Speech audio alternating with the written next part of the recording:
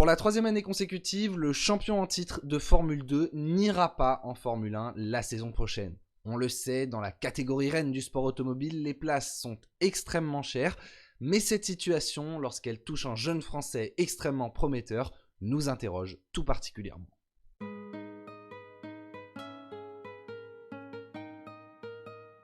Théo Pourchaire est un pilote français encore très jeune puisqu'il est né à Grasse en 2003. Il a découvert le karting à l'âge de 2 ans seulement et a participé à ses premières compétitions dès ses 7 ans. Il devient très vite triple champion de France de karting, d'abord en minime, puis en cadet et enfin en hockey junior, remporte 2 Coupes de France et se hisse même sur le podium du championnat du monde de karting en hockey junior, remporté cette année-là par un certain Victor Martins, de 2 ans son aîné. Son ascension fulgurante va s'appuyer sur un entourage primordial dans sa carrière. D'un côté, la FFSA qui lui permet de poursuivre ses cours en même temps qu'il apprend le karting, et de l'autre, sa famille qui se dévoue entièrement pour lui, et notamment sa sœur Pauline qui abandonne sa propre carrière en sport auto pour soutenir celle de son frère. Le jeune Pourchaire est à la hauteur des attentes placées en lui. À seulement 14 ans, il débute en F4 France.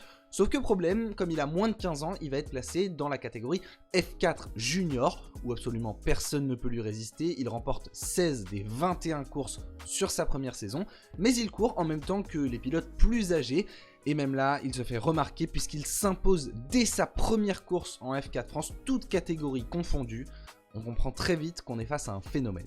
En 2019, à 15 ans seulement, il intègre le Sauber Junior Team, l'ancêtre de la Sauber Academy, et est encore trop jeune pour débuter en F3 où il faut avoir minimum 16 ans, et il se tourne donc vers la F4 allemande qu'il remporte dès sa première saison, faisant preuve d'une régularité assez exceptionnelle puisqu'il signe 12 podiums en 20 courses. À 16 ans seulement, il est donc déjà extrêmement scruté pour ses débuts en Formule 3, sauf qu'il va faire face à une saison un petit peu particulière. Nous sommes en 2020, la pandémie de Covid vient perturber tout le monde entier, et notamment le monde du sport automobile. La saison de F3 est raccourcie, les 9 meetings se dérouleront en seulement 2 mois, il n'y a donc aucun temps pour s'adapter, et il faut performer tout de suite. Heureusement pour lui, dans cette adaptation très rapide, il se retrouve au sein de l'écurie Hart Grand Prix, une écurie française et qui a beaucoup d'expérience. Il va donc l'aider à bien pouvoir progresser. Son premier week-end est un petit peu compliqué, il montre du potentiel mais n'inscrit aucun point. Heureusement pour lui, il peut retenter sa chance une semaine plus tard sur le même circuit au Red Bull Ring, plus facile donc pour l'apprentissage. Et là, dès sa deuxième course principale, il profite d'un accrochage juste devant lui pour s'emparer d'une première victoire en Formule 3, devenant le plus jeune vainqueur de l'histoire de la catégorie. Poursuivant sur sa lancée, il remporte la course sprint en Hongrie et fait parler de lui dans le paddock, démontrant également une superbe régularité. Il ne termine plus qu'une seule fois en dehors des points et enchaînera 4 podiums sur les 4 dernières courses. Sacrée performance. Avant le dernier week-end en Toscane, il fait partie des outsiders pour le titre, sans être le favori, mais au Mugello, il sera le prétendant qui inscrira le plus de points avec 2 troisièmes places sur l'ensemble du week-end. Insuffisant pour le titre, mais il n'échoue qu'à 3 points d'Oscar Piastri, excusé du peu, et confirme tout le bien que l'on pensait de lui. Après seulement 2 mois en F3 donc, il se dirige vers la F2, une marche encore plus haute qu'il aborde très jeune, mais une marche nécessaire pour poursuivre sur sa lancée.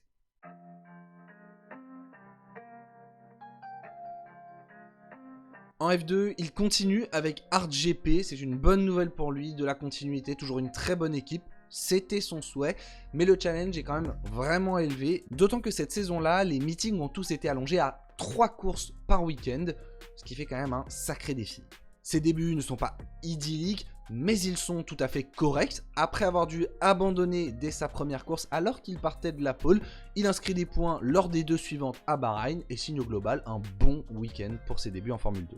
Mais c'est à Monaco que Théo Pourchaire va véritablement choquer le paddock, signant une pole position exceptionnelle avec une demi-seconde d'avance sur son plus proche poursuivant qu'il confirme le dimanche en course. Course parfaite, pas d'erreur, sur le plus compliqué des circuits, il devient le plus jeune vainqueur de l'histoire de la Formule 2.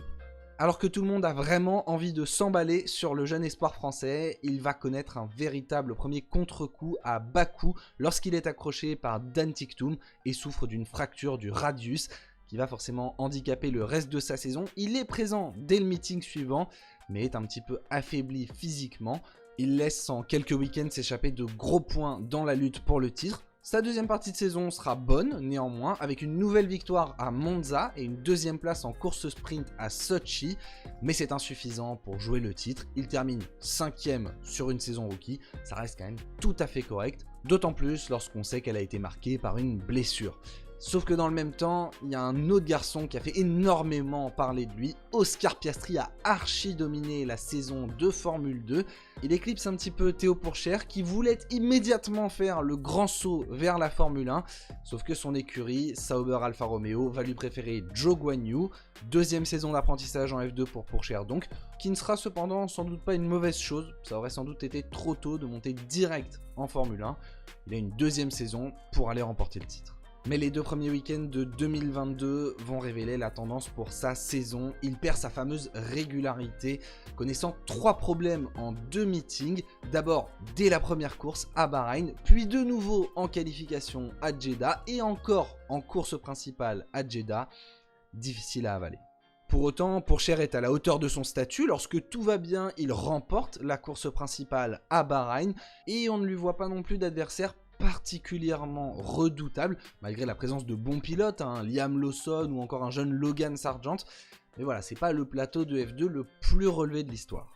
S'il démontre de nouveau son talent, avec une deuxième victoire en course principale à Imola et 4 autres deuxièmes places, Pourchaire va connaître beaucoup de problèmes de fiabilité en 2022 et va également commettre quelques erreurs qu'il ne devrait pas commettre dans une deuxième saison de F2, qui vont globalement donner un ensemble bien trop brouillon pour jouer le titre. Il échoue loin d'un surprenant Felipe Drugovich qui remporte cette année-là le titre. Pourchaire inscrit seulement 2 points sur les 7 dernières courses. Pas de quoi encourager Sauber à le recruter pour la saison 2023. L'écurie italo-suisse va donc conserver Zhou Guanyu, le prolonger d'une saison. Et Pourchaire se retrouve à ce moment-là sans baquet. Après de longues négociations, il va finalement revenir pour une 3e saison en Formule 2, avec cette fois l'obligation ferme et définitive de remporter le titre. Avec un plateau cette fois bien plus relevé, Pourchaire retrouve sa régularité avec 10 podiums sur l'ensemble de la saison. Il fait face à un Frédéric Vesti qui gagne plus, beaucoup plus, mais qui manque vraiment de régularité. Et au bout de sa 3e saison en Formule 2, Théo Pourchaire finit par décrocher le titre. Un véritable soulagement pour lui. Pourchaire a enfin coché la case champion de F2, mais la saison fut loin d'être parfaite. Il ne l'a pas archi dominé et n'a remporté qu'une seule course, pas suffisant selon Sauber, qui va préférer prolonger une nouvelle fois Guanyu Zhou et ne lui donne pas sa chance en tant que titulaire en 2024.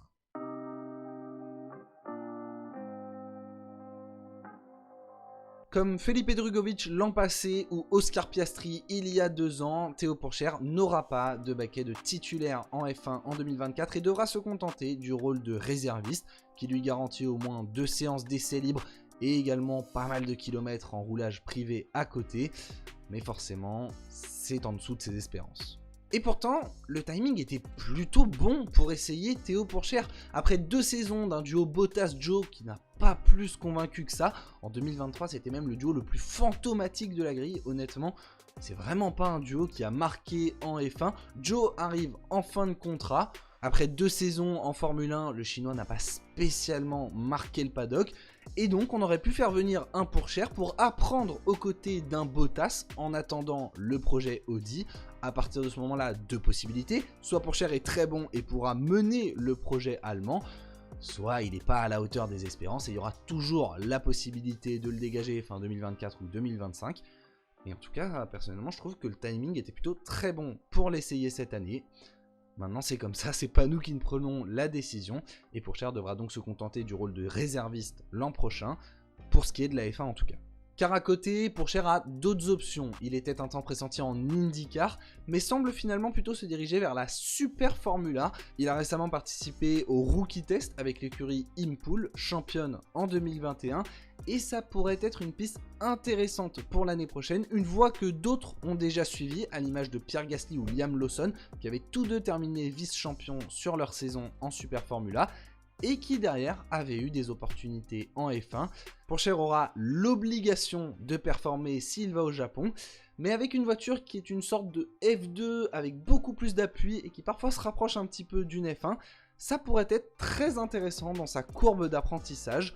En tout cas, ça lui permettrait de rouler la saison prochaine, de continuer d'apprendre, et ça pourrait être vraiment une solution intéressante. À côté de cela, il doit à tout prix rester en embuscade pour sauter sur le moindre baquet en Formule 1. Et ça tombe bien, en fin d'année prochaine, plus de la moitié de la grille sera en fin de contrat. C'est sûr, il y aura des opportunités et il faudra à ce moment-là les saisir. C'est pour ça que Pourchaire doit performer en Super Formula, faire parler de lui et les opportunités viendront d'elles-mêmes. Maintenant, même si ça n'est pas du côté de chez Sauber, à ce stade-là de sa carrière, je pense personnellement qu'il devrait saisir la moindre opportunité qui se présente en F1. J'imagine aussi que s'il ne l'a pas fait pour la saison prochaine, c'est tout simplement qu'il n'y en avait pas. Mais en tout cas, il ne pourra pas attendre éternellement. Après 3 saisons en Formule 2 et une autre sur le banc de touche, il y a fort à parier que le train de la Formule 1 ne passe qu'une seule fois. Et on espère à ce moment-là qu'il saura saisir l'opportunité. On aimerait voir Théo Pourchaire en Formule 1 en 2025, et ce, quel que soit le baquet. Voilà, on a fait le tour de la question du champion de F2 en titre. Il est français, ça fait plaisir, on le félicite encore une fois pour cette réussite. Quant à nous, on reparle de Formule 1 dès la semaine prochaine, mercredi à 18 h comme d'habitude. D'ici là, écoutez, portez-vous bien, c'est le plus important. Et sur ce, moi je vous dis à la prochaine. Ciao ciao.